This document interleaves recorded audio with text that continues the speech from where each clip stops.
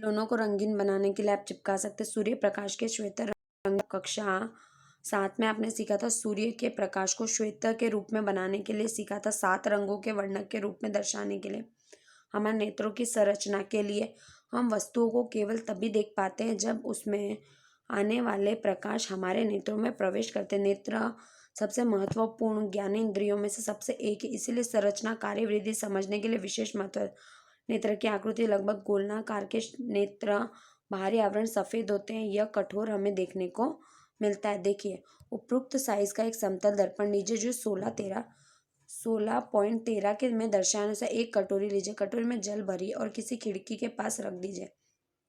सूर्य के प्रकाश पड़ने की ऐसी स्थिति पर इस प्रकार को समायोजित कर कर इसमें होने वाला परिवर्तन किसी भी दीवार पर पड़ सके। दीवार सफ़ेद न हो, सफ़ेद कागज के शीट पर चिपके परिवर्तित और आने वाले अनेक रंग दिखाए जाते हैं, जिसमें व्याख्या किस प्रकार से होती है। एक प्रिज्म बनाते हुए इस प्रकार से आप देख सकते हैं जो विक्षेपित कहलाता है, जो रंगों में हमें परिवर्तन देखने को मिलता है इस तरीके से। चलिए अब हम आगे देखते हैं। यह नेत्र में आंतरिक भागों को दुर्घटनाओं से बचाव के लिए से पारदर्शी अग्र भाग कोनिया या स्वच्छ मंडल कहते हैं और कोनियों के पीछे में गहरे पेशिया संरचना पाते हैं। आइए आइरिस कहते हैं और आइरिस में एक छोटे सी पुतली बनी होती है। आइरिस में परितारिका से नियंत्रण किया जाता है। परितारिका नियंत्रण का वहाँ जो इसका विशिष्ट रंग प्रदान करते हैं। हम कहते हैं कि किसी भी व्यक्ति के लिए यह नेत्र हरे वास्तव में परितारिका के रंग में की तरह वास्तव में परितारिका देखने को मिलती है। देखिए ये देखिए प्रकाश तंत्रिका, रेटिना, कन्या, लेंस, परितारिका और यहाँ पे हमें पेशी देखने को मिलती है। इस तरीके से मानव नेत्र होता है। चलिए अब ये क्रियाकलाप आपको देखना है। पुतली के पीछे एक लेंस जो केंद्र में मोटा होता है। उसी तरीके से हमने कक्षा 7 में पढ़ा था कि प्रकाश की आंखों के पीछे एक परत जिसे फोकसित करता है और परत रेटिना कहा जा सकता है। रेटिना में तंत्रिका और बना होता है। अनुभवीय संवेदनी तंत्रिकाओं में मस्तिष्क तक पहुंचता है। चलिए अब आगे। शंकु जो तीव्र प्रकाश के लिए सुग्राही होता है तथा शालकाएं जो मंद प्रकाश के लिए सुग्राही होती है अतिरिक्त शंकु की सूचना भी भेजते हैं, जिसे तंत्रिकाओं तथा रेटिना संधि पर कोई अधबिंदु कह सकते हैं, जो निम्न तरीके से प्रदर्शित किया गया है। अब देखिए एक कागज की शीट लीजिए, एक गोल चिन्हित कर क्रॉस बनाइए और गोल चिन्हित क्रॉस के दाईं होना चाहिए। दोनों चिन्हित को 6 से 8 सेंटीमीटर दूरी पर होना चाहिए। कागज की एक शीट नेत्र से भुजा दूरी पर पकड़े रहिए और अपने बाएं और बंद कर दीजिए। क्रॉस को कुछ देर तक लगातार देखिए और अपने नेत्र में क्रॉस की स्थिति में रखते हुए धीरे धीरे लाइए। आप क्या देखते हैं? क्या गोल चिन्ह शीट के किसी दूसरे भाग पर अदृश्य हो जाता है? अब नेत्र बंद कर दीजिए। अब आप देखते हैं क्रियाकलाप को दोहराइए। बस क्रॉस अदृश्य हो जाता है। क्रॉस अथवा गोल चिन्ह अदृश्य होने पर रेटिना के बिंदु पर प्रकाश डालते हैं जो मस्तिष्क तक नहीं पहुंचता है। रेटिना पर बने प्रतिबिंब का प्रभाव वस्तु को हटाने तथा समाप्त नहीं कि 1/16 सेकंड के लिए बना रहता है, जो नेत्र पर सेकंड 16 से अधिक किसी गतिशील वस्तु को प्रतिबिंब बने। इसी तरीके से नेत्रों को वस्तु तक चलचित्र की भांति चलती फिरती का अनुभव भी हमें देखने को मिलता है। चलिए अब क्रियाकलाप 10। 6 से 8 सेंटीमीटर भुजा वाले वर्ग का टुकड़ा लीजिए।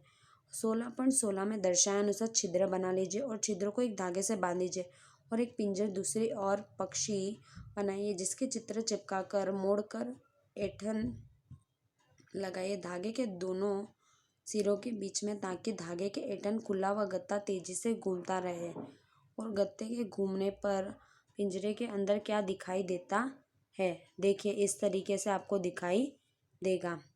चलिए अब जो चलचित्र देखते हैं वास्तव में कुछ भिन्न चित्रों के उपरोक्त में क्रम में पर्दे पर प्रक्षेपित उन्हें जिसे नेत्र में 24 प्रतिबिंब प्रति सेकंड की दर से परिवर्तित होता दिखाई देता है, जिसे चलचित्र कहते हैं।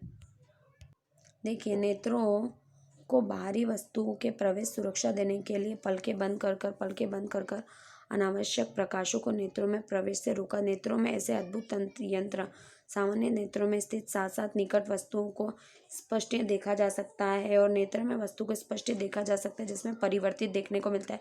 25 सेंटीमीटर से। कुछ मनुष्य में पास रखी वस्तु को स्पष्ट रूप से देख सकते हैं पर तब दूरी से नहीं देख सकते, और मनुष्य निकट रखी हुई वस्तु को स्पष्ट रूप से नहीं बट दूरी से देख सकते। इसी तरह दोषी संशोधन किया जाता है। कभी कभी विशेष रूप से वृद्धावस्था में धुंधला दिखाई देता है। धुंधला होने के कारण यह कहा जा सकता है कि मोतियाबिंद विकसित हो गया है और कारण दृष्टि कमजोर हो गई। कभी कभी गंभीर रूप से ले सकता है। चिकित्सा असंभव अपारदर्शी लेंस को हटाने से नए कृत्रिम लेंस लगा देते हैं।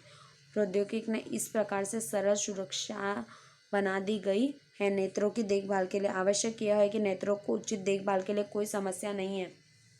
नेत्र विशेषज्ञ के पास जाने के लिए नेत्रों को नियमित जांच करवाना, परामर्शक, चश्मा लेना और चश्मा लगाना नेत्रों के लिए बहुत कम या बहुत दूर जैसे हानिकारक। नेत्र खिंचाव में सर दर्द हो सकता है। शक्तिशाली लैंप, अत्यधिक तीव्र प्रकाश, लेजर, टॉर्च या रेटिना की क्षति पहुंचा सकते हैं।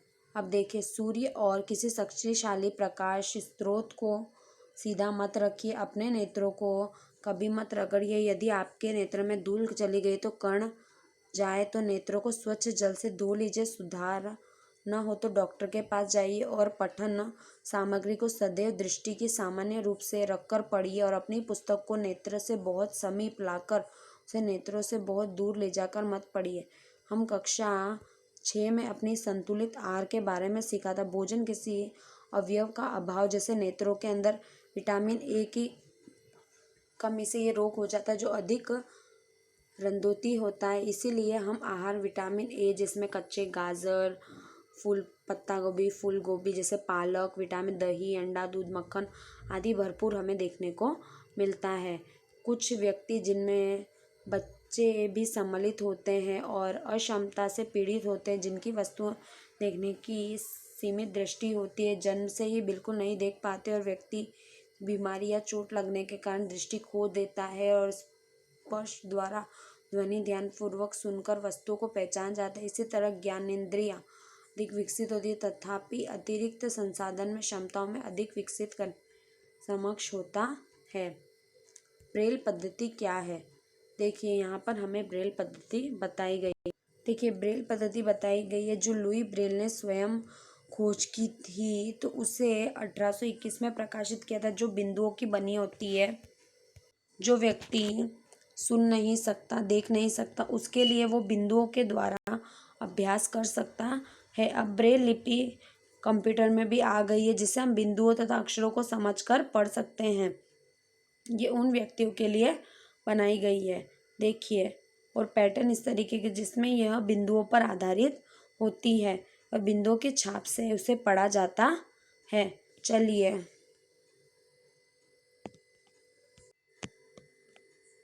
चाशरू स्वीकृति युक्त यह व्यक्ति ब्रेल पद्धति को अक्षरों में सीखने के लिए प्रारंभ, इसके पश्चात विशेष अक्षर संयोजित पहचानने के लिए विधियों को स्पर्श कर प्रत्येक छाप स्मरण करनी पड़ती है और ब्रेल पाठों को हाथ मशीनों द्वारा भी तैयार किया। आजकल यहाँ पर टाइप के द्वारा भी युक्ति मुद्रण मशीनों द्वारा विकसित की गई है जिससे जो नहीं देख सकते हैं या जो नहीं पढ़ सकते वो आसानी से पढ़ सकें। चलिए, आपका ये पाठ यहाँ पर समाप्त होता है। जितने भी प्रश्नों के उत्तर है वो आपको आपकी नोटबुक में लिखने हैं। धन्यवाद।